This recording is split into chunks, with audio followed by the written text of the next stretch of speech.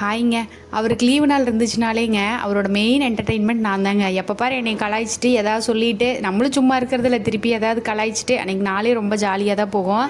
உளுந்து வடை வேணும்னு கேட்டிருந்தாரா, அப்புறம் காலையில் நேரத்துலேயே எழுந்திரிச்சு அரிசி ஊற வச்சாச்சு. மில்லட் தான் இருந்துச்சு, அதை ஊற வச்சுட்டு உளுந்து வடை ரெடி பண்ணிட்டேன். என்ன சொல்லிட்டு இருந்தாருன்னா, நான் எல்லாத்தையும் உள்ளேயே போட்டு அரைச்சிட்டு, நான் மிளகு, சீரகம், பச்சை மிளகாய் இல்லாத அப்படி போடாமல் தனியாக போட்டு அரைச்சிருந்தா இன்னும் நல்லா இருந்திருக்கும் அப்படின்னாரு. அப்புறம் சாப்பிட்டு பார்த்துட்டு சூப்பராக இருக்குது அப்படின்னாரு. அப்புறம் எப்பயும் போல் நமக்கு கையில் உருண்டை பிடிக்கிறதுக்கு வரலீங்க. அப்புறம் அந்த சல்லடை இருக்குல்ல, அதில் தான் வச்சு பண்ணியிருந்தேன்.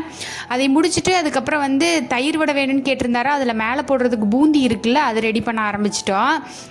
இது எப்படி வருமோ அப்படின்னு சொல்லிட்டு பயந்துக்கிட்டே தான் இருந்தோம். ஏன்னா பூந்தி கரண்டி நம்மக்கிட்ட இல்லையா, அதனால் அந்த ஜல்லிக்கரண்டி இருக்குல்ல, அதில் தான் ஊற்றுனேன். ஆனால் சூப்பராக வந்துருந்துச்சுங்க.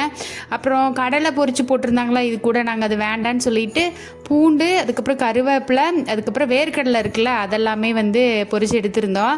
இதே வடிகட்டியில் எடுக்க முடியல அப்படின்னு சொல்லிட்டு டீ ஃபில்டர் இருக்குல்ல, அதை வச்சு எடுத்துகிட்டு இருந்தாங்க கொஞ்ச நேரம். அப்புறம் இதை அப்படியே சைடில் ஆற வச்சுட்டு தயிர் கொஞ்சம் எடுத்து தயிரை நல்லா உடச்சி விட்டுட்டு அதுக்குள்ளே வடையை போட்டு நாங்கள் அப்படியே ரெஃப்ரெஷ் ஆக ஆரம்பிச்சிட்டோம். ஏன்னா ஈவினிங் வெளியில் கிளம்பலாம் அப்படின்னு சொல்லிட்டு. அதுக்கப்புறம் குளிச்சு முடிச்சுட்டுலாம் ரெஃப்ரெஷ் ஆகிட்டு பார்க்கும்போது சூப்பராக ஊறி இருந்துச்சுங்க. அப்புறம் அதுக்கு மேலே நம்ம பூந்தி ரெடி பண்ணி வச்சுருந்தோம்ல, அந்த பூந்தி, அதுக்கப்புறம் அந்த கருவேப்பிலை, பூண்டு, அது எல்லாத்தையுமே அது மேலே போட்டு ஆஹா சாப்பிடும்போது அப்பப்பப்பா அவ்வளோ சூப்பராக இருந்துச்சுங்க. ஹோட்டலில் சாப்பிட்ற அதே டேஸ்ட் இருந்துச்சு. அதை முடிச்சுட்டு அப்படியே நாங்கள் ஈவினிங் வெளியில் கிளம்பிட்டோம். பக்கத்தில் நம்ம ஊரில் சந்தை போடுவாங்களா, அந்த மாதிரி சந்தை இருக்குதுன்னு சொல்லிட்டு அங்கே எக்கச்சக்கமான ஐட்டங்க. இந்த 100 ரூபாய்க்கு ட்ரெஸ் வித்துட்டு இருந்தாங்கன்னு போய் பார்த்தா எல்லாமே டேமேஜுங்க. வெளியே வாங்கினோம்னா கொஞ்சம் பார்த்து தான் வாங்கணும். நைட் சாப்பாடு அங்கேயே முடிச்சுட்டு வீட்டுக்கு வந்தாச்சு.